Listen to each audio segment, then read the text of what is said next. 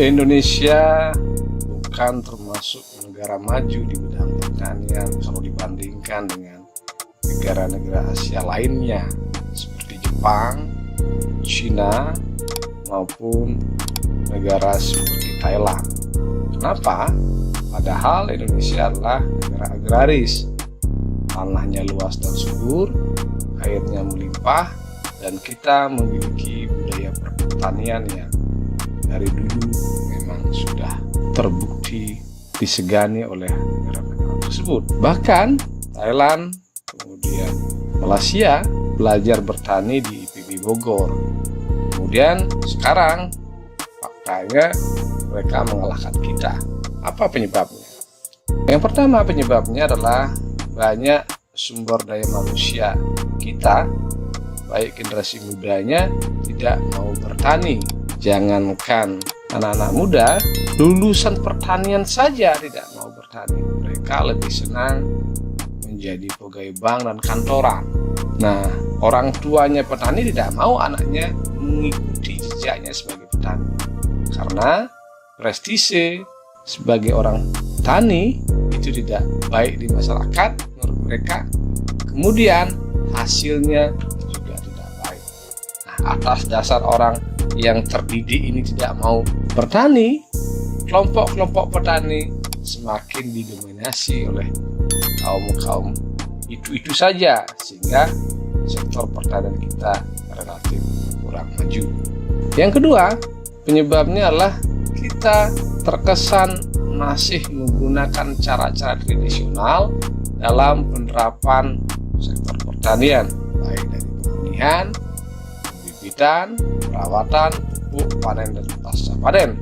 Inilah menyebabkan hasilnya dalam luas lahan yang sama kita masih kalah di negara-negara lain. Seperti contoh misalnya, kita menanam padi dalam 1 hektar. Paling maksimal kita di Indonesia menghasilkan 8 ton, tapi di Thailand bisa 10-12 ton per hektar. Nah, kalau misalnya kita jual per kilo 10.000, kita dapat 80 juta, misalnya seperti itu. Di Thailand dia jual lebih murah sekalipun, misalnya 8.000 dikali 12 ton, dia dapat 90 juta. Nah, artinya apa? Artinya dengan luas lahan yang sama, daya saingnya lebih bagus. Itu yang kedua. Yang ketiga, politik anggaran kita lemah tentang pertanian. Selama ini pertanian kita didominasi anggarannya untuk mensubsidi pupuk. Besarnya tidak tanggung-tanggung, per tahun bisa 2 triliun.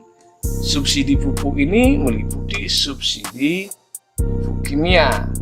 Padahal di negara-negara maju misalnya kayak di Thailand, China sudah mulai meninggalkan pupuk kimia karena dianggap secara keberlanjutannya tidak baik. Nah, Indonesia masih mensubsidinya. Politik anggaran masih disinyalir, diduga untuk kepentingan kelompok-kelompok tertentu karena subsidi ini dinikmati oleh mereka.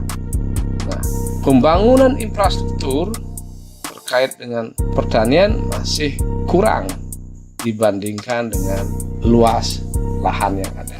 Yang keempat adalah penerapan teknologi rekayasa. Negara-negara maju misalnya kayak seperti di Cina, mereka sudah bisa bertani di lahan dengan air yang mengandung garam. Kita di Indonesia, airnya garam sedikit, padi sudah mati.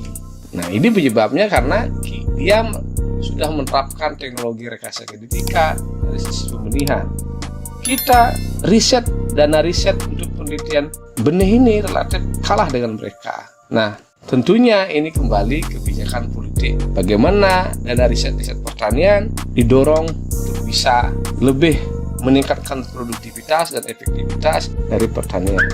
Yang kelima, infrastruktur pertanian. Infrastruktur pertanian maksudnya meliputi dari hulu hilir, baik dari jalan irigasi desa atau JIDES. Yang kedua, tempat-tempat air, misalnya kayak bendungan, embung, itu relatif masih terbatas. Yang paling penting distribusinya, misalnya di daerah seperti Kalimantan, buah hasil hortikultura melimpah, tetapi yang paling banyak membutuhkan di daerah Jawa untuk sampai ke sana, dia keduluan busuk. Itu penyebabnya karena jalur distribusinya panjang.